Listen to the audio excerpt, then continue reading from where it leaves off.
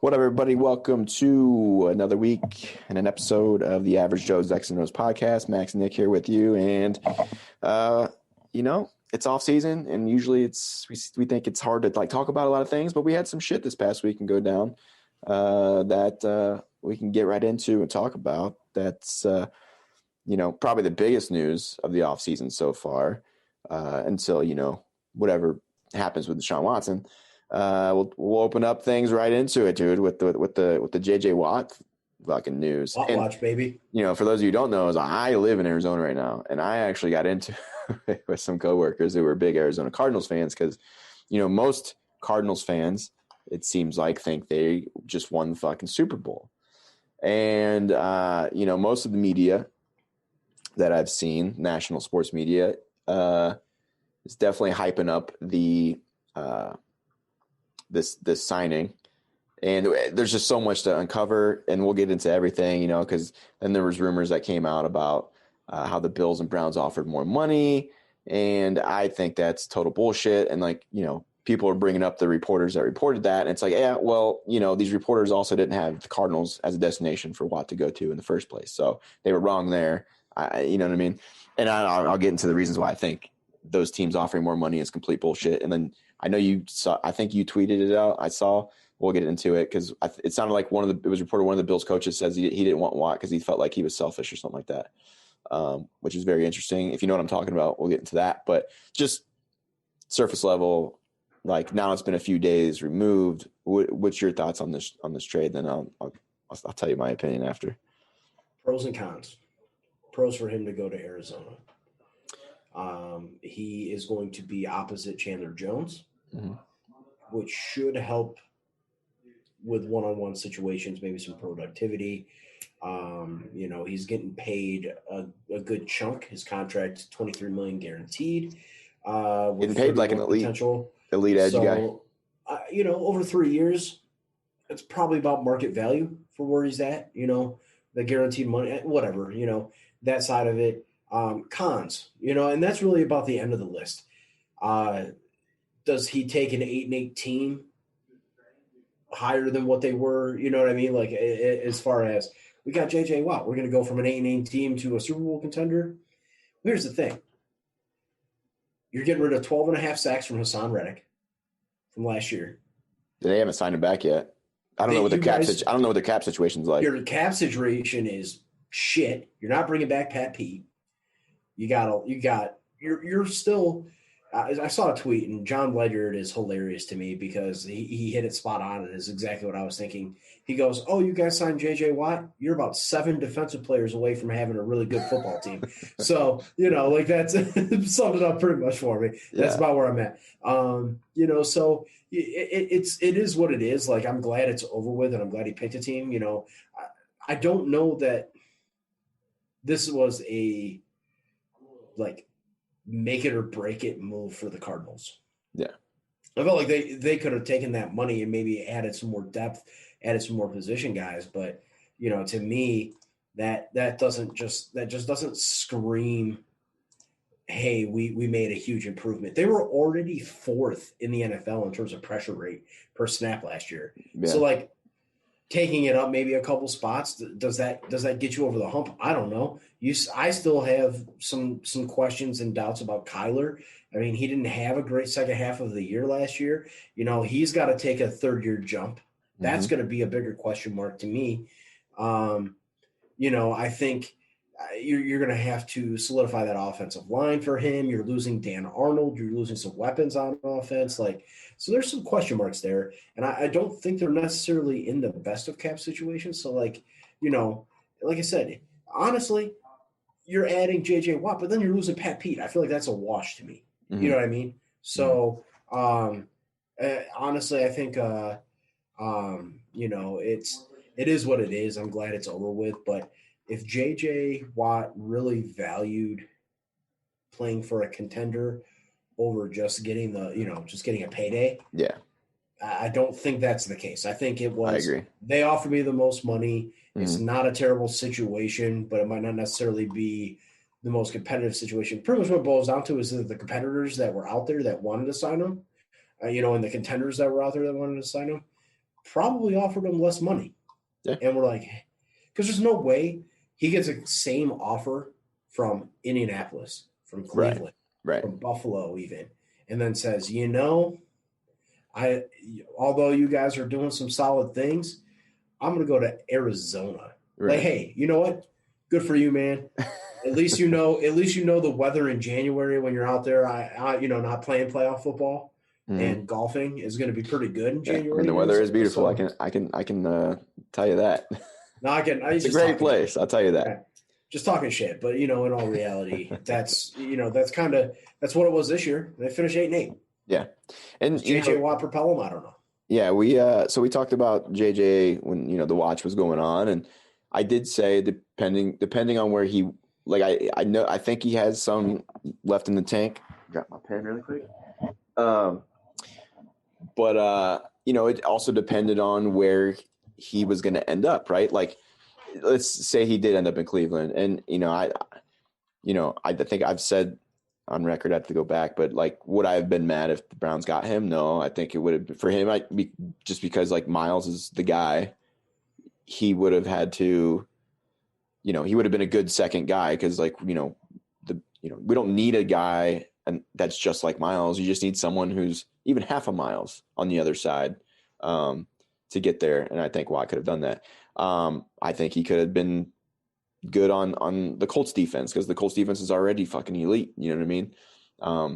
They might be missing a piece like that, to be able to maybe make the Super Bowl. Let's just look into the same division as the Cardinals, right? Or the same, the NFC. The Cardinals adding JJ Watt, that means they're going to have to beat Green Bay at some point. I think the Rams are in their division. I think the Rams got better with Stafford, honestly. We've been talking about the decline of golf all season, right? Stafford doesn't get a lot of love because of the years in Detroit, but Detroit's kind of been a shit show. I think Stafford's going to I think they're going to be there. I think the Rams are probably going to win that division. I don't know what's going on with Seattle. They seem to still always win, even though they're not at their best right now. I think 49ers bounce back, dude. They're going to get healthy. I mean, they were banged up this year. It's I think the Cardinals are going to have a hard time even maybe finishing third or fourth in their division. You know what I mean? So we don't really know. So that's why I think the move was weird. And then, one of the guys I work with was it's he didn't understand what I was saying because he's like, look, Chandler Jones and JJ Watt had the most sacks since 2012, blah, blah. I'm like, listen, I was like, it's 2021. 2012, we'll just say 2015 is fucking irrelevant. It's a what have you done for me lately business, right? So that's just what it is, right? Let's look over the last 2 years. JJ Watt has played all 16 games last season and then 8 before. So in 2 years, 24 games, right?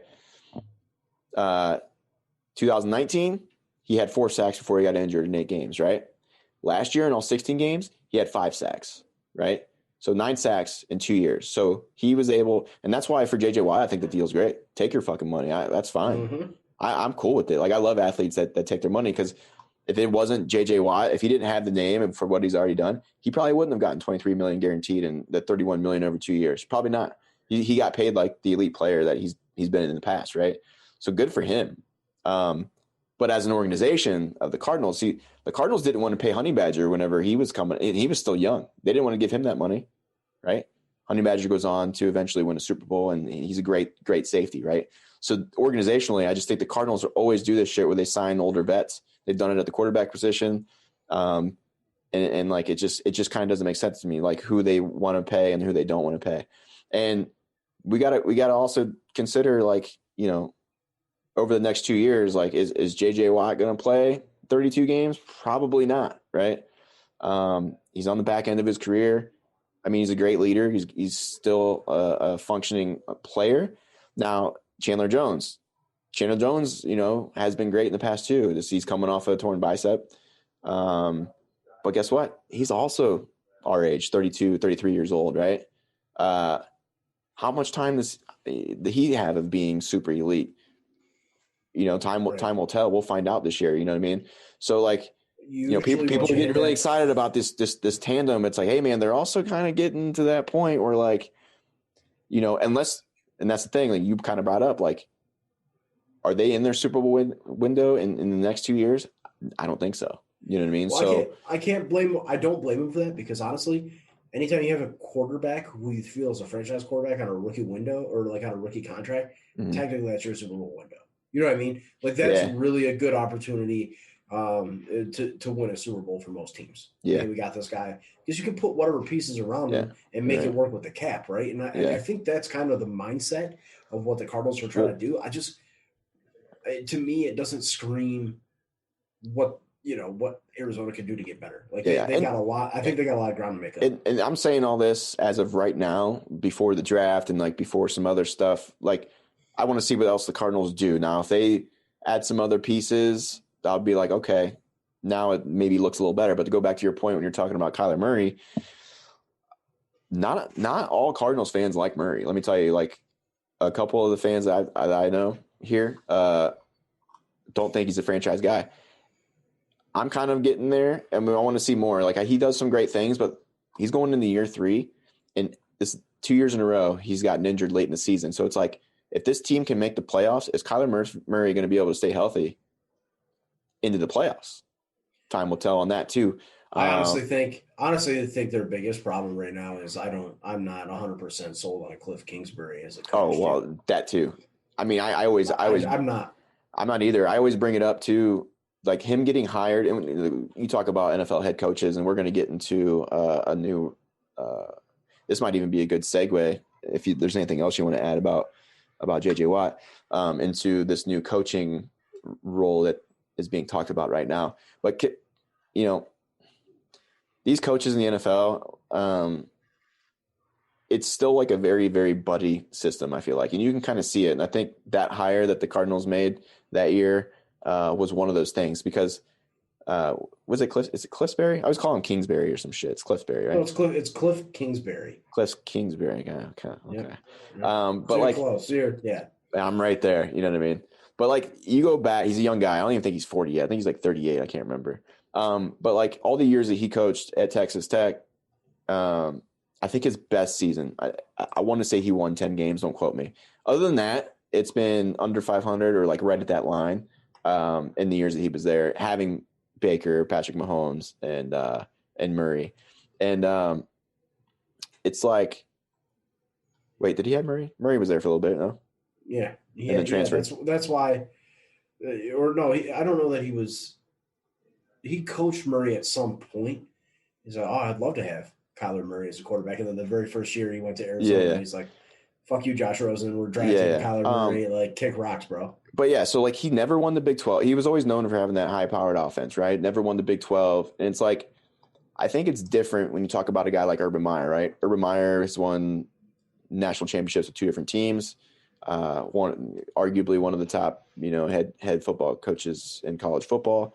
So for him to get a shot at the NFL is a little bit different because he's got those accolades, right? But for this guy, it's like, hey man, like if you never even won your division in college, it's like, how did you get this job? When there's a lot of other dudes who have paid their dues in the NFL that haven't got an opportunity to coach yet. So you have to know somebody. I always tell people, like when it comes to getting a job or whatever, skill set matters to an extent, but like I feel like it's always about who you know, because you can always learn the skill, right? And I think that's what happens a lot in the NFL, and that's what happens with this dude.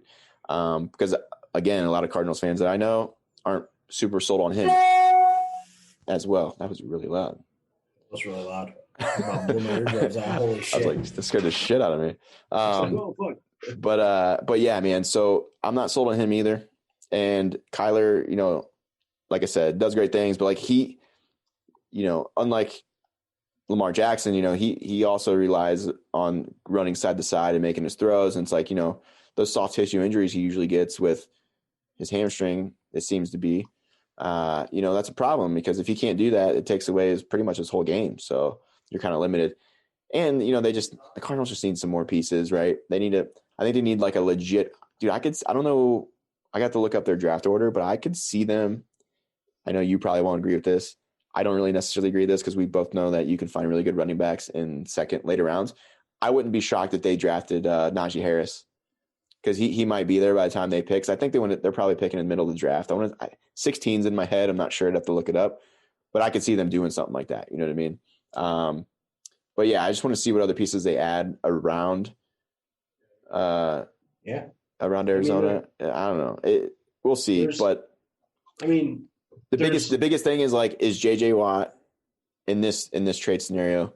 Is JJ Watt and Chandler, like, how often are they going to be on the field at the same time? You know, both coming off, one coming off an injury, one who's had a ton of injuries. So like, I get the principle of it, right? Like, you know, you look at what Tampa Bay did this year. They were able to pressure the quarterback a ton.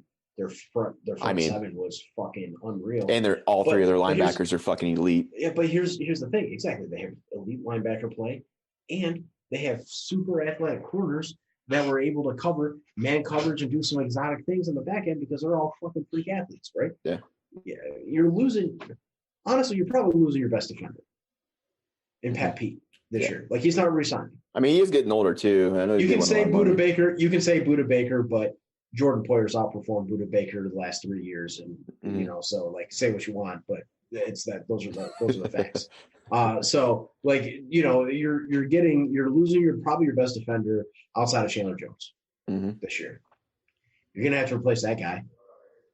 Yeah, because he's probably the one making all the calls, right? I would imagine. You're probably looking at your safeties make a ton of coverage calls. I mean, it's good communication between your linebackers and your safeties. So, you know, but that's another thing you're gonna have to go out and try to bolster. You're gonna have to bolster linebacker play. You're gonna have to replace Pat Pete. You're gonna have to add skill position guys. Is Larry Fitzgerald coming back? I don't know. You know, like right now he retired. He retired. Right. So like, you got D-Hop and Christian Kirk right now. Like, there's pieces you're gonna have to put in place. Like, you're gonna have to surround Kyler Murray, and you're in a really tough cap situation. And so going into this next season, do you feel that with talking about the Cardinals, since we're on it, I mean, Hopkins is great, right? I feel like coordinators now, they have a year, because dude, you know where the ball's going. I mean, he was like their whole offense almost. I think defenses are going to be able this next season to slow it down a little bit more, because it's kind of predictable, you know. I mean, Hopkins will still probably get his, but how do you feel about that adjustment going into the next season, where, you know, they might like double him, and then just like teams might put their best corner on the receiver number 2. You know what I mean? I don't know. They started which they used to do. They used to do that with Deion Sanders. They would double a team's best receiver with 2 other guys, and then they would have prime cover receiver number 2, and that's how they would shut people down. So you could see some adjustments like that apparently. Well, yeah. I mean, they started to figure it out towards the end of the year, or, you know, last year. Yeah. So unless Kingsbury makes some really, you know, solid adjustments, I don't know. I mean, each year is a new year. Each team's a new team because you do add pieces, you play to their strengths, etc. But, you know, I mean, yeah, D-Hop's going to get his, but congratulations, you had 10 catches for 100 yards and a touchdown, but you lost 35-7. You know what I mean? Like, or what I guess, you know, like, to me, the Cardinals are going to be. I mean, how much better than 8-8 are they going to be this year? Yeah, it's predicated on what step caliber. 8-8 looks good because, you know, they pulled that fucking miracle off against the Bills. They're not even 8-8.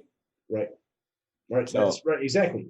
You know what I mean? So you're an 8-8 team coached by a guy that really, so your coach needs to make adjustments going into this season and really, you know, do some self-scouting and some identification of where you guys were weak, where we need to improve, what kind of tendencies were we exhibiting where teams were able to catch on and figure us out towards the end of the year. And personnel-wise, you're going to have to improve, and then you're going to have to see an improvement in Kyler Murray. I mean, those are 3 key components, and J.J. Watt's a good step. It's not the end-all, be-all for that team. They still got a ton of work to do in a division, like you alluded to, that's getting a lot tougher. Yeah. So the Rams got tougher with Matt Stafford. You alluded to the San Francisco 49ers. We'll see. We'll have to keep an eye on their quarterback situation going into next year. Yeah, because there was a rumor they were considered. If they're healthy, they're 2 years removed from a freaking Super Bowl appearance. Yeah. So yeah. I mean, we'll talk about quarterbacks in a little bit, but I thought I read the 49ers were looking at like Bridgewater or somebody. I can't remember. But I wouldn't even be surprised. First off, I wouldn't be surprised if they retained Jimmy G, and I would not be surprised if they looked at the draft and got a guy like a Trey Lance or somebody. You know what I mean? yeah. But they have some options available. There's definitely, I'm sure there's a guy that Shanahan want to mentor. You know, they just need to stay healthy, dude. Yeah. I mean, that's the biggest thing. Yeah. They stay healthy, they're a dynamic team. Yeah, absolutely. That offense is always good. Yep. Let's jump into kind of what I alluded to a little bit ago about head coaches. Go ahead and explain what that proposal for that new rule. Yeah, so the Bills proposed a rule, which is very interesting, and I'd like your opinion on it. I'll give you what my thoughts are too. But they're proposing that interviews are not conducted until after the AFC or the championship games or the conference championship games, and that coaches aren't hired until after the Super Bowl. Which is an interesting change. Right now the schedule is as soon as the season's over, like teams can hire guys whenever they want. Definitely you can see pros and cons to that rule change specifically. The idea is that from a competitive standpoint, it's only going to help teams that are hiring coaches and like trying to be the first to hire a coach, right? Like, granted, you can interview whoever you want, but if you don't get full access or a guy that should be, a legitimate head coaching candidate isn't prepared as well in this interview because he's prepared for games, the idea I think was behind it that Leslie Frazier and Brian Dable both should have been severely and highly considered for head coaching positions this year. Mm-hmm. Leslie Frazier was literally last season going into this year elevated to it would have been into last year, elevated to assistant head coaching role, and had additional responsibilities put on his plate just to bolster his resume to become a head coach. Mm-hmm. Like, and Brian Dable was obviously gaining some traction this year as well. But, because the Bills made it to where they made it, I think their coaching staff didn't get a fair shake as far as we want to, try to get our guys head coaching positions. And Eric Bieniemy is another example. Mm-hmm. Granted, there's, mixed reviews on how he interviewed, et cetera. But you know what? You know what would really help him out? Hey, you made it to the Super Bowl, and now as soon as the Super Bowl's over, you can literally focus on, things you want to discuss in your interview, plans, et cetera. Like, all right, I'm juggling between interviewing for a head coaching job and also trying to win a Super Bowl here. Like, you don't think he's going to be distracted both in the interview and preparing for the game, right? Mm-hmm. So I think from a competitive standpoint, it kind of evens out the competition a little bit. These guys can focus more on game planning for games and then really dive into the interview process with teams and have a fair shake on that side of it. So it's an interesting rule change. I don't mind it. And, you're going to have people say, well, why should teams that fire their coach week 17 or week 16 have to wait until after the Super Bowl to hire a coach? You're telling me you don't want your teams to go through a more thorough vetting process for this? Hey, let's get a list of candidates. So Todd Bowles, perfect example. Mm-hmm. His name was not brought up one time for a coaching candidate, right? You're telling me after the Super Bowl, teams wouldn't have wanted to interview him for a head coaching job because of the way that defense performed against Kansas City? I guarantee you he would have had a ton more traction for teams in this offseason if this timeline was pushed to what the Bills are suggesting. Yeah. I don't mind it, man. No. I think it's not a bad idea. So I'd be curious your thoughts, though. Yeah, no, I agree. I think a lot of people, when it comes to Todd Bowles, they'll be like, oh, well, his stint with the Jets wasn't good. Well, neither was a lot of people's, like organizations, I think, matter and like the position that they're in. Example, like I'm probably one of the only Browns fans that doesn't hate Hugh Jackson. Like I don't think I think Hugh Jackson should be coaching in the league. We've known he's been a great offensive coordinator. I think he still is a great coach. And it sucks that he might never get a chance again just because of him accepting. And obviously he probably knew what came with it, accepting that Cleveland job, because a lot of these coaches are competitors too. Like they want to prove that they can be the guy to turn around a franchise. Right. I just think the Browns were in such a bad position you know, the management's good now. I think it's gotten to a point where the Browns are good in the front office, and it wasn't there yet whenever Hugh was there. I think the same thing could be said for Todd Bowles, except, you know, as a DC, like obviously you just won a Super Bowl, so it's a little bit different. But yeah, so I actually am in favor of the rule because of that. And like, what's the real benefit of being able to hire a coach that early anyway? It's like there's still protocols in terms of, yeah, maybe you get some extra practices there in like OTAs and stuff, and then like playbook and interaction with the team. But like, I mean, in a year of COVID, right, where say, you know, the Browns, for example, with Stefanski, it's like they couldn't do everything that they need to do or were normally done during a normal year, right? And still made it successful. So it's like, is an extra fucking 4 weeks going to really matter that much?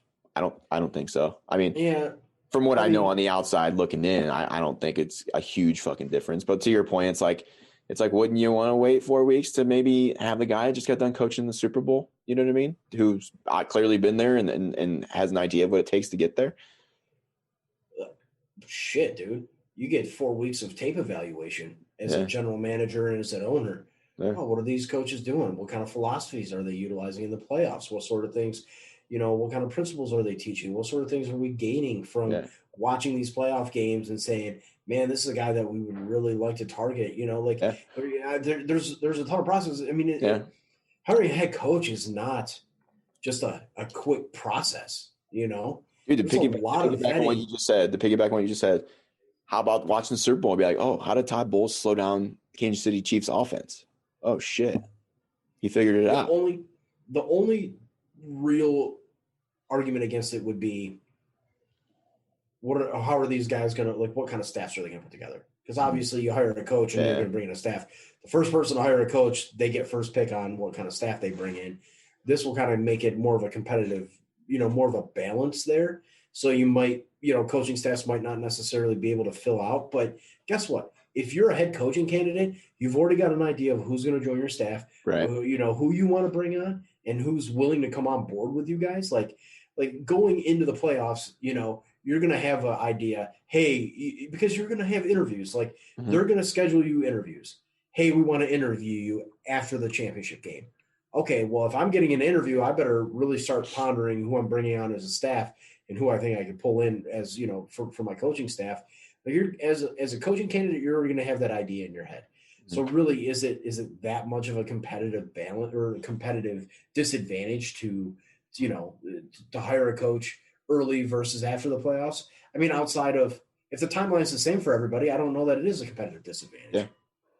And, you know, going in the future, I mean, before maybe it was a little bit different because at the time because Super Bowl is early February now. So at the time that like the combine would hit, you know, having the staff in place to like put scouting together, I mean, this could shift how, you know, just how that's all done to begin with. You know, if everybody just goes to pro days, then you have more time and more leniency versus than just like going to the combine, you know? So, I mean, outside, because really, you know, I mean, personnel decisions are going to be kind of a joint effort between coach and GM, but really, unless you're completely ripping apart your scouting staff and your general manager and your front office staff, you know, you're not really at a disadvantage at that point. Like you bring in a new coach, hey, here's what we have from scouting notes. Let's corroborate on this a little bit.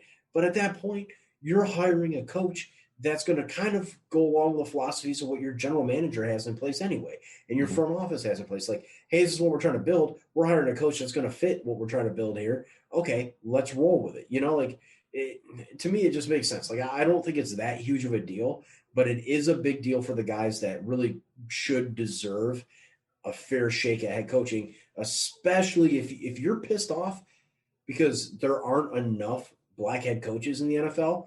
This is only going to help benefit coaches that deserve it, like guys like Eric Bieniemy, like guys, you know, Todd Bowles. You know, it's gonna help those guys out. Leslie Frazier, it's gonna help those guys out. Guys that deserve. I mean, Leftwich has been doing good as an OC too. I mean, Leftwich might be that guy soon. You know what I mean? That's what I mean. So, you know, instead of saying, "Oh, because you guys won, we had to jump the gun and hire a coach," so, you know, like If you're mad because you don't think black coaches get a fair shake for head coaching jobs, if you're mad because I don't know how Urban Meyer is going to be as a head coach, but there you go. There's another point. Urban Meyer gets hires a staff, and the strength and conditioning coach that came over to be part of his staff was accused of domestic violence or some shit, right? I forgot. Or like assault. You're going to bring on a head coach. Like, this helps you vet these guys a little bit more. Yeah. I forgot about that because we had that break because that's when that happened and we didn't get to talk about it.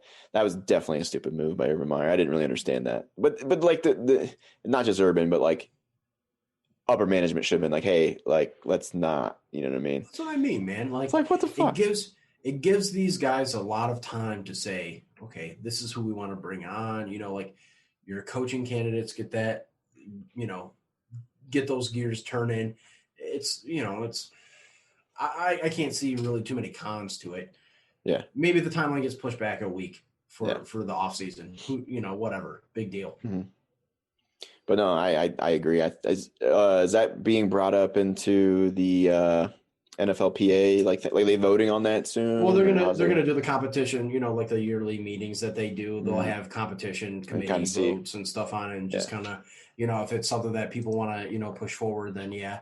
But there's going to be some logistical changes and stuff within the NFL to be able to do it. There's going to be some discussions on, does this pose an advantage or disadvantage to certain teams, things of that nature. So they're going to have to vet all that all the particular details on this rule change. So it is kind of a bigger rule change, but at the end of the day, if you really hash it out, I can't really foresee a ton of cons to it. Yeah. And it makes a lot of sense. It's going to be, I think it brings more to the table for the league. I think so. Now you have a better opportunity to get the best candidates in as head coaches and bring because everybody will be available. So it's like, hey, right. Like who, what organization is, in that competition, that little race. Right. I think it'd make it fun, honestly. Are you telling me it would be great for us in the off season for content? Yeah. Well, so you're telling me that after everything that transpired, does Urban Meyer get a head coaching job over Todd Bowles, over Leslie Frazier? Yeah, I mean, Dable? I also think, just by how that went out to, like, going back to my point I made originally about everything's about who you know. In that organization, I don't know if it was the president or whoever, the owner, I don't know, but that sought out Urban Meyer. There's a connection there. Like they knew each other. Yeah. What I mean? I get it. So I get it. But at the end of the day, like, but no. Yeah. I don't know. Maybe not, maybe not. That's the thing. You know what I mean? Like, I'm curious to see how, because at the point that Urban got brought in, it was like big rumor and like all at that time, I believe I'd have to like go back and look and see like the dates, but all the other candidates were like, projected to be the hot candidates were already taken. So yeah, I mean, it could be a totally different ballgame if that would have happened this year. I feel like the coaching landscape would have absolutely been different this year if this rule was imposed. Mm-hmm. I think so too. Well, what else is going to be different this year with these coaches and some tough decisions is the cap is going to be a little different this year due to the COVID and last year of these teams, not having a lot of fans and not making the money that they normally would make in a given year. So we've already seen it. Dolphins have cut linebacker Kyle Van Noy, who had only been there one season and is a veteran, but not, he's kind of in his prime years right now. Maybe got within the next, what is he, 29, you said? I think 29, 28, 29, something like that. Somewhere in there, yeah. Yeah, he might have a couple good solid years left, and they signed him on that deal to really help that Dolphins defense, which did really well this year. He has been cut, and I read a tweet. I can't remember who it was from, but there's speculation now that don't be surprised if a lot more big-name veterans are going to get cut here in the next week or so due to this new cap situation. So very interesting. There was some more. There was already some Rudolph from Minnesota was let go. Another veteran. Well, Jared Cook just got released. Yeah. Which I think Cook's older than him. I think I don't know how old Rudolph is, but he's getting up there. Gabe Jackson from the Raiders, the offensive line, just got released. They're looking to trade Trent Brown. Like, the cap situation is going to pose an interesting free agency, especially with the league year coming up here and the legal tampering period coming up here within the next couple of weeks. So not only just that though, but also like, players like Tampa Bay was on the hit in the cap room this past season. So like their defense could look a lot different because it looks like Shaq Barrett wants money, and then Levante David might not be there as well because there's rumors about the Browns maybe going after him. So also that's a factor too. Like, how much money is Barrett going to get this year versus any other regular season? He might not be going to get what he wants. You know what I mean? So there's going to be some gymnastics that happen, right? Mm-hmm. General managers are going to be very creative. Oh, it's going to be. I think it's going to be incentive based. So a lot of stuff's going to be incentive based. A lot of these contracts are going to be 1 to 2 year deals. And I think free agents are going to look at it and go, where do we have the best opportunity to win? Let me sign a 1 year deal. Let me bet on myself. And then going into the next year, we'll cash in the big money. You know what I mean? Mm-hmm. Or, hey, let's sign it.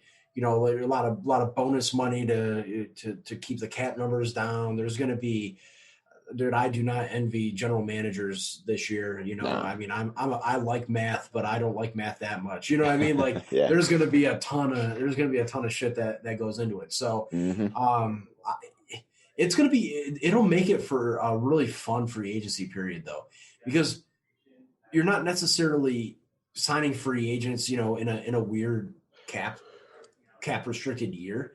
You're not signing free agents necessarily looking at the long-term benefits of having that free agent. Right. You might just say, shit, dude, we're in a window right now. Like, let's go ahead and sign these guys. Hey guys, come play for us for a year. We'll give you a decent payday. We're going to, with the cap stuff, like, because if it comes down to playing for a team for a year and potentially winning a Super Bowl or potentially, competing for a bigger payday versus, all right, I'm going to sign a long-term deal or not even playing at all because I want this fucking giant contract. Well, guess what? Nobody has enough space to sign you for that giant contract. Like, you're going to have to, you know what I mean? Like, I think free agents are going to look at it like, hey, you know what? You guys aren't giving me the long-term money I want, but if you can provide me the short-term money that I want to be able to play, and then, we'll part ways at the end of the year. I think we're going to see a lot of that this year, honestly, with some incentive-based structuring. No, definitely. It'll be interesting to see how that plays out. And you know what? And I think, we've talked about this before. I think that's why part of the reason why, maybe the Browns went after Watt there. And that's why I don't think they offered him more than Arizona because they're going to have to pay Chubb and shit here soon. And they're going to, I just think given that kind of money to Watt, plus they have a kid who's a Weaver who's coming off an injury, low risk, high reward type of deal. You know what I mean? So I think you'll see a lot of that. But yeah, I'm interested to keep an eye out in this next week and see if anybody else that's like a veteran that still has a lot left. See who else gets cut. And then, we got other interesting situations right now. A lot is coming out about Russell Wilson and Seattle, and I don't think Seattle would trade him. Basically, to me, it just sounds like Wilson wants protection, right? And Watson's very similar in Houston. Since he got drafted, Houston never really built a line around him. He took a lot of damage, and Wilson's getting older, so I kind of understand like where he's coming from, and why maybe he isn't happy with that. So I don't know what's going to happen there in Seattle. I've seen so much dumb shit about like, a trade with Wilson to Dallas. And it's like I'd love to talk to Dallas fans to see like, do Dallas fans not like Dak? Like, I don't know. Like, because the way everybody I wouldn't do it. It sounds like they don't like him. It's like the offense wasn't the problem. It was the fucking defense in Dallas, which I think can get corrected really quick. So, I mean, arguably, the Cowboys have the most stacked receiving core collectively in the NFL, I would imagine. You know what I mean? So, I mean, I think Dak is all right. You know what I mean? So now I don't know if he's like Patrick Mahomes' contract all right, but you know what I mean? Let's put in perspective. Dak got hurt. What week did he get hurt? It was early. It was like week 3, week 4. Yeah, something like that. And for the next 3 weeks, he was still a top 5 passer, even though he didn't play in the NFL. Even though he was hurt and not playing, he was still a top 5 total. Dude, if they had do we really think Dak? Do we really think Dak's a problem? No, dude. If they had any kind of defense, they would have fucking been really good. You know, it was defense for them. And honestly, with how beat up and kind of aging and some of the moves they're going to have to make on the offensive line, like, are we 100% sure that Dallas's offensive line is going to be up to satisfactory standards for what Russell Wilson's looking for? I wouldn't do it. I'd keep a younger Dak Prescott, sign him. You know, Dak is absolutely a guy that I think could be a franchise quarterback. You know, I don't understand the whole, you know, like just the question marks around him. I thought Dak has been a very solid quarterback for him over the last few years. Like, you guys have problems on defense. You know what I mean? Like, your linebacking core, you drafted Jalen Smith and Van Der Esch, and Leighton Van Der Esch has not played. He has not been able to stay healthy with his neck and nerve issues in his neck. Jalen Smith has kind of not been the player I think a lot of people expected him to be. Your cornerback play has been pretty terrible.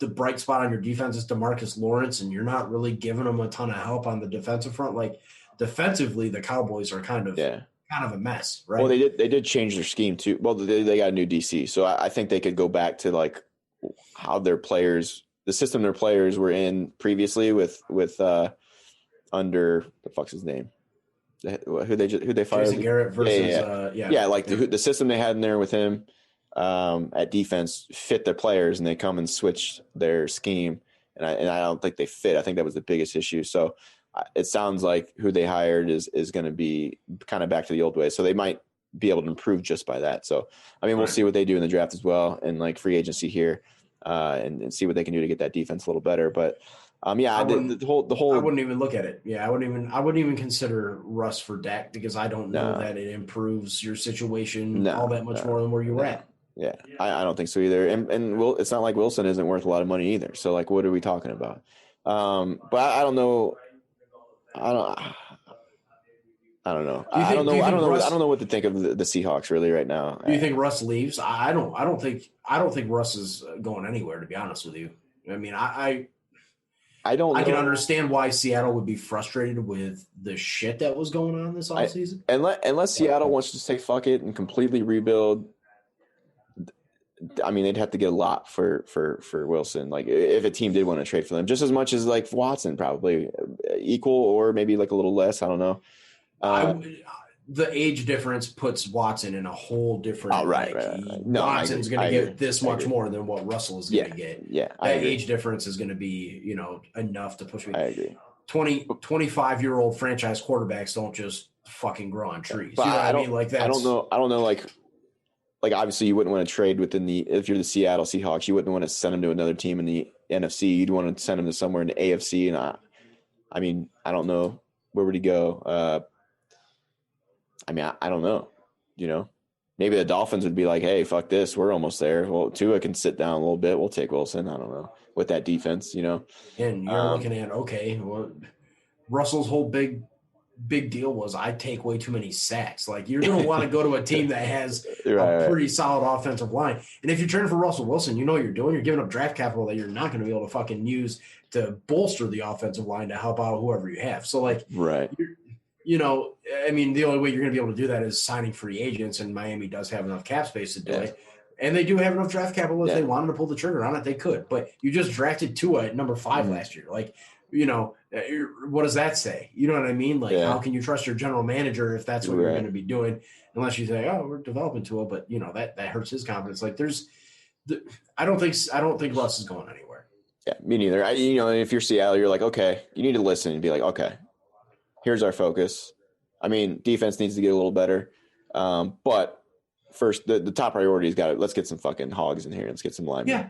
if you're Seattle, stop being dumb fucking idiots and trading multiple first round picks for a free safety to rush the passer. Like, what are you guys doing? Like, that was their big mistake, I think, this last season. And I think it shows like the layers of incompetence, and they're like they're not putting priorities on things that they should prioritize. Right? Like, how much did Jamal Adams, after wasting 2 first round picks, is that what they get? Really I can't remember. Team? What they get? They gave 2 first rounders.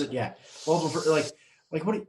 I don't know. That's something like, how important was he to that team versus maybe utilizing that capital to bolster the offensive line and add depth at running back. Like, the running backs are old and always hurt. And to save your line is trash. Franchise quarterback. Right. Like your defense, because you guys got rid of the Legion of Boom, like, ever since then it's been, you don't have cornerback play. Like, obviously Jamal Adams didn't really do much to bolster that defensive performance. Like, and you're just wasting draft capital and money to just willy-nilly put shit together. And Russ is like, yo, what are you guys doing? So, like, right. I can understand the criticism. Sure. Yeah. I mean, there's absolutely a ton to criticize about the moves and some of the things that Seattle's done. Yeah. But I don't see them going, well, you know what? We're just going to get rid of this Super Bowl winning, historically terrific quarterback for us and just kind of start over. Like, just be smarter with the moves you make. You know what I mean? Yeah. And I think they can mend that relationship a bit. They're not happy by far with what he said. Yeah. But, like, maybe heed his advice a little bit, like, right. What you've been doing normally hasn't worked the last few years. Like, right. And maybe take it into consideration. They could use Cleveland as an example too. It's like, last year they signed a free agent lineman and then drafted, one of the best tackles in the draft. So that's something you could fix in an off season. Maybe you get a veteran lineman who's really good and then turn around in this draft and steal one of these big linemen. And I know I don't know if you want to talk about it this week or maybe next week we can break down some offensive linemen, because you said you saw some guys that you like. I do want to get into this episode because after talking last week, draft. I just was looking at, because one of the arguments I got into with the Watt thing was I was like the Browns need a linebacker more. So then I was like, I'm gonna fucking dive into linebacker. So I started watching like some highlights of some of the top guys. And so I don't know if you want to talk about linemen now, or we can wait till next week and dive into it. Let's dive into it next week. Okay. Yeah, let's look at linemen next week. So, we'll come back to that. Maybe we can be like, hey, Seattle, I guess I got to see where they pick too. Maybe some guys that might be available for them to pick. So I went down a little rabbit hole of, because I remember last week we kind of touched on talking about corners, but I was attracted to the linebackers because I do think the Browns could, and you're seeing rumors right now about them going after Levante David out of Tampa Bay. So they do, I think, need some depth there at linebacker. I mean, corner as well. That's kind of a given. I think all teams need depth at corner all the time, right? Because there's injuries happen and corners are hard to come by. It's probably defensively. I would imagine that corners they're already at a disadvantage. It's got to be one of the hardest positions to play, I feel like, on defense. That's why some of your best athletes are out there, really. Yeah. But yeah, linebackers. So and you can touch on the guy from Bama. The ones that I kind of flocked to after researching was Micah Parsons from Penn State, Jeremiah. Not even going to pronounce the fucking last name because I can't, from Notre Dame, and then Zaven Collins from Tulsa.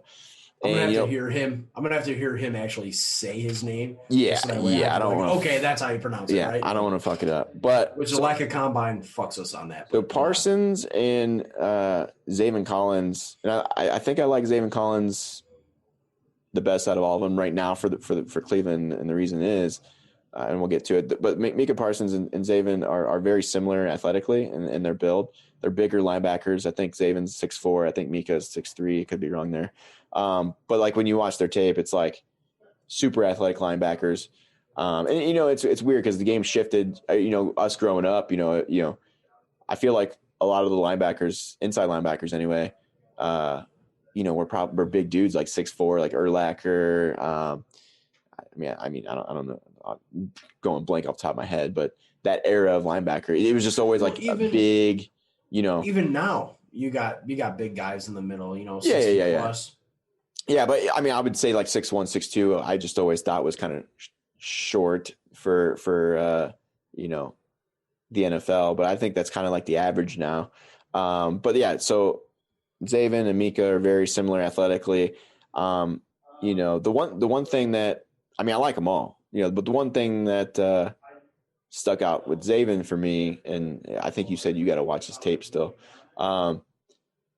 When you watch it, dude, he's got like this ability to, like when he's reading, like he can fake like his vision, dude. Like he can fake coming forward, and then bam, the dude he'll be in pass coverage, and like a lot of his highlights, he's got some really sick interceptions where like they just don't see him, and like he's just so athletic and big that like I just think he's so well rounded, and then like even when he's reading, like and like he's just so quick and reactive.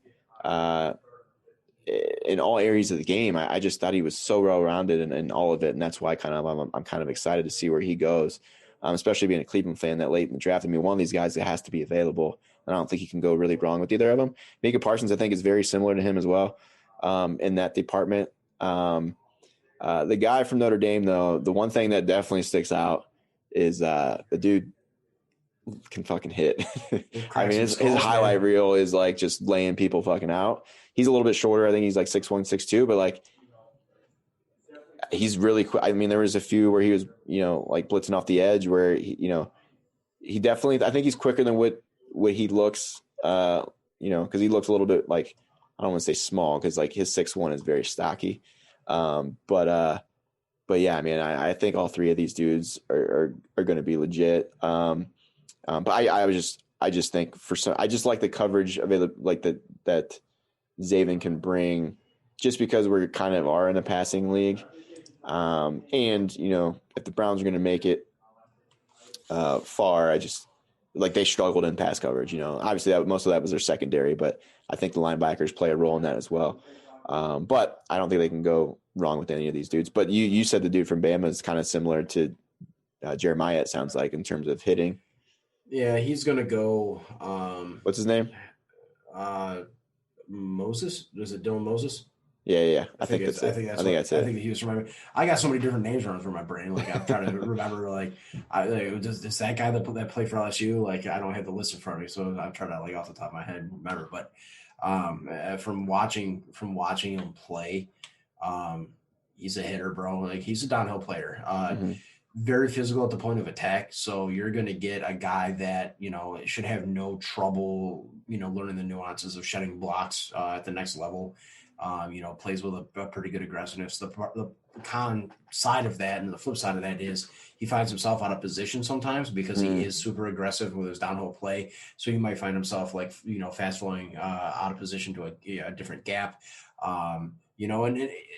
Despite him being he's an athlete. Like the kid is a really good athlete.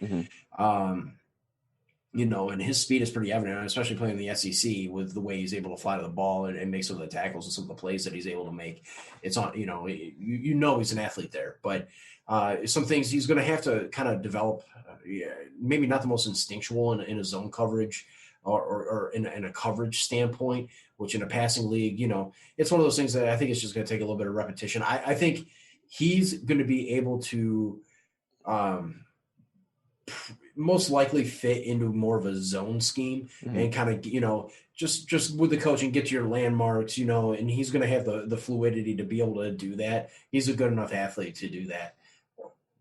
But man coverage is going to be, that's going to be something to keep an eye on. I don't know, as far as that goes, if he's going to be there, but he's going to be a decent player. And I think he plays well linebacker at the next level. I really do. Yeah. A team that's a zone coverage team, primarily zone coverage team that's looking for a solid will linebacker. I think he could step in and compete for a starting role, maybe not take one right away, but definitely compete for one. And you're going to get a guy that's going to literally destroy people. Like he hits so hard. Well, I think location matters too, right? Like, and that's why I think Jeremiah can also, they sound very similar. And I mean, obviously being a Browns fan, I'll use the Browns as an example because they need linebackers, right? AFC North. Most generally speaking, the AFC North is known for, having run games. You know what I mean? ground and pound versus, like your Kansas City's aired out type of offense, right? So in a division like that, he might fit really well, based on what you just said. So I think that also plays a big factor. Obviously, we've talked about systems and players fitting in those systems, and what you just said kind of made me think of that. Like, okay, maybe like AFC North or like or like Green Bay, Chicago, that division, places where it's kind of like I think of cold maybe, right? Because most cold weather teams generally, I think have decent running games. They kind of have to sometimes.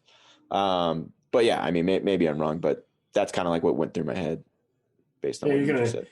You're going to see, a lot of these guys are going to take time to develop for their read and react abilities for play action passes. And, because a lot of these college schemes are extremely aggressive in terms of what they try to do with their linebacker play, a lot of rushing, it's so a lot of downhill play. So, that's why I'm curious to see. It's not like in college. I mean, most of these teams are pass happy, right? So it's not like he can't do it. You know what I mean?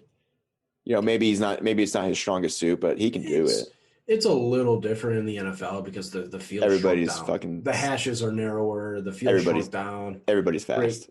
Yeah, and everybody's fast, right? So like when you get to the NFL, you're fine tuning a lot of technique and skill, and really a lot of it is mental, it's processing, it's schematic, integrity and things of that nature. So, you're really looking at a little bit different of a ball game than, hey, I'm the fastest athlete in college, like I'm going to be able to make plays. Now you got to translate that because guess what? Yeah, everybody's fast. So now you got to take what you have from an athletic standpoint and build on the fundamentals. Like that's the next jump in the NFL. So these guys, if they're a little slow in processing or they take one or two false steps in college, okay, they might be able to make up for it. But in the NFL, you're not making up for that. Mm-hmm. So you got to get that out of your game. And really when you're taking a look at a lot of these prospects is can they do that? So that some of these guys, you're talking about these linebacker prospects. It's like, okay, well, really you got to look at, all right, hey, athletically they're there. What are some of the nuances of their game do they need to clean up that will translate to the NFL? And, coverage is a big thing. How do they look in coverage? Is it something they can clean up or is it something that they just don't process fast enough? And, we don't get the luxury of, all right, we get to interview these guys. What is their acumen? What are, let's put them through some rigorous situations. Let's put them into some pressure situations and see what happens. Like we don't get that luxury. We just get to look at the film and say, well, athletically, they're there. He's fluid. He didn't really make too many mistakes from a coverage standpoint or, hey, he's supposed to hit this area and he did a good job of doing it. Or, hey, he didn't take any false steps reading play action to coverage. There's a lot of different things, And in the run game, it's all right. Hey, was he hitting his gaps consistently? Was he, out of position? Is he able to shake blocks? Like those are things that you can say, all right, hey, that can translate, or that can get better and translate. Like right now, we don't get that luxury of actually looking at the mental side of the thing. So, a lot of projections, but I don't think this linebacker class is going to be terrible. I don't think it's as deep as a lot of people want it to be. Mm-hmm. But you do got a few prospects in here that I think could really step in and end up being starters in some capacity on defenses, whether it's rotational, whether it's sub linebackers, whether it's every down linebackers. You got some options here. Yeah, it's so weird. It's just it's such a fucking weird year, dude. Just because we just don't know, dude. There's just so many unknowns. Like, we have this list of linebackers and all these other positions, but most teams only played 6 games, if at all. And then the SEC and the Big Ten, it's like, there's just such small sample sizes. I mean, you might have to go back years before, but I mean, it's just interesting, I'm having a hard time finding anything enough film, you know what I mean? You might get a game or two and be like, okay, well, where's the rest of it? I want to see more, you know what I mean? Yeah. And I don't have the luxury of just being able to afford to fucking do a all 22 or whatever with it. I'm just okay, I'm really struggling trying to find solid game film where I can actually get some good looks at guys, So I'm trusting a lot of what guys have access to on Twitter and things for guys that I follow. So that way I can formulate my own opinions. But you see their opinions, and then you're like, okay, let me look. Oh yeah, I see what they're talking about. Like, and it makes it tough to really get your own opinion. Like, I just try to like, all right, I'm not fucking reading what they had. I just want to see what they're talking. What my initial reaction is on this, and get an idea. It's a weird off season for that. No, definitely. Yeah, I mean, like I said, the only really clear position is like, just because we know, I mean, receiver, I mean, that's the one position that which, historically speaking, over the last, 15 years, I forget what that stat was, but first round receivers haven't really panned out, more often than do. But it's a tough position to learn. This year we're going to see, because I feel like a couple of them are going to go in the first round still. So I don't know. It is apparently tougher in the NFL because they run basic routes now at the college level, and they don't even do the full tree apparently. So, I don't know. But Jamar Chase should be wide receiver 1 this year. Yeah. It's, Waddle might drop a little bit, but I still think he's going to get taken pretty high. He might get taken after Devonta Smith, and I think Waddle could potentially be a better receiver than Devonta Smith. Dude, personally, Waddle's going to be a fucking monster. His injury really fucked his prospect this year. You know what I mean? Like, it really. Oh, he was on pace. He was an animal. Like, I understand. The guy's a Heisman. I was going to say he was a Heisman, and Waddle, I think, is better. Well, I think he was probably on his way to win the Heisman for sure before the injury. But, we'll see, man. I don't know where he's going to end up, but fuck, man. But, yeah, I mean, we're going to do the best we can breaking down some of these guys, what's available to us. I just look up the names of, like, I see the top list that, some of these people have, and I'll be like, okay, let me go watch the film. And then I kind of like what I did with linebackers, kind of make my own opinion on who I like the best and why. So next week, I don't know. What do you want to break down next week? I'll do a little research. We'll hit up some old linemen. As a former lineman myself, the Hogs, I want to take a look at some hog mollies and some of the guys that I really like. Like I said, I think this tackle class is going to be. There's a lot of guys that you look at and you go, all right, will probably be a right tackle or might slot into guard that are playing tackle. But, just from a measurable standpoint, some shorter arms, a little bit stiffer guys. But we'll definitely dive into it a little bit more in detail. But there are some prospects that I really like that I could say, you know what, despite the lack of traits, I think they could definitely play the right side and maybe even move over to the left side. Honestly, teams put some of their best pass rushers on the right tackle right now anyway. So, there's a lot of Miles. Yeah. The Browns did that with Miles. A lot of times they're flip-flopping. Yep. So it almost, it's like, I want to dive into the film of the kid that was big at the Senior Bowl. The kid from Whitewater, Wisconsin. I want to watch his film and kind of see more of his highlights, because if he was doing that shit during practice to, big schools guys, I want to see like what he was doing to people at the D3 level, because his whole reel has to be just fucking pancakes all day. I'm assuming. I heard good things. I didn't get a really good chance to watch it in the Senior Bowl. I really wish I could have, man. I was trying to, but I couldn't find it, dude. It was so hard to find online. I couldn't find that shit anyway. I was really struggling with it because like I wanted to watch it and see what some of these guys had in place, but there's a couple guys. We'll definitely dive into it because there's a couple guys I really want to talk about who I like a ton from an offensive line standpoint, and it's a point of emphasis I think for the Bills this year. So that's really why I've been focusing. I've been looking at linebacker. I've been looking at offensive line. Been looking at some defensive line guys, some corners and stuff, and just trying to, for depth purposes and starter purposes, like what I think the Bills are going to be targeting. There's a couple of big D linemen I think that are going to go in the first round. Yes. Yeah. Yep. So we'll break down. There's a lot to break down over the next couple of weeks, but we'll definitely start with the offensive line next week, and then go from there. But yeah, man, got through a lot today. I don't know how long that was, but I always worry an hour, maybe just over an hour. I always worry in the off season. It's like, dude, are we gonna have enough to talk about? But hey, there's always shit to here talk we about. are.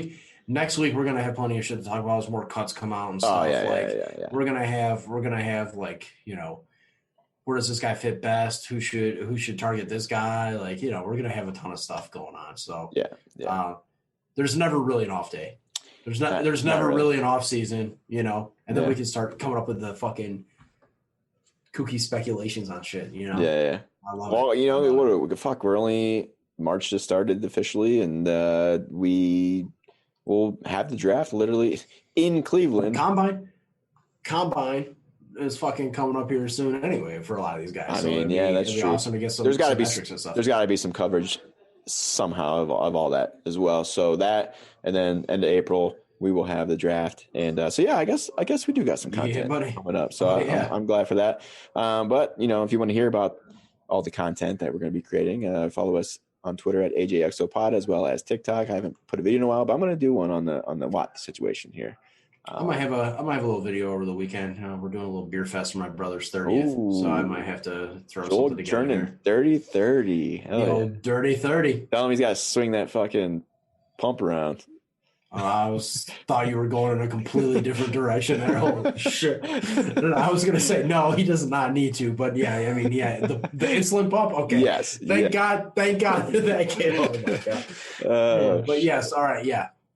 I can let him know. Yeah. AJXO Pod. And then personally, my Twitter handle is at Justin_Maxim. And definitely, you guys can give me a shout it's at BillsFan53, but it's B1LLS Fan53. So definitely give us a shout. Yep. And man, it's been sweet. Been a good day. And we'll talk with you guys next week. Peace.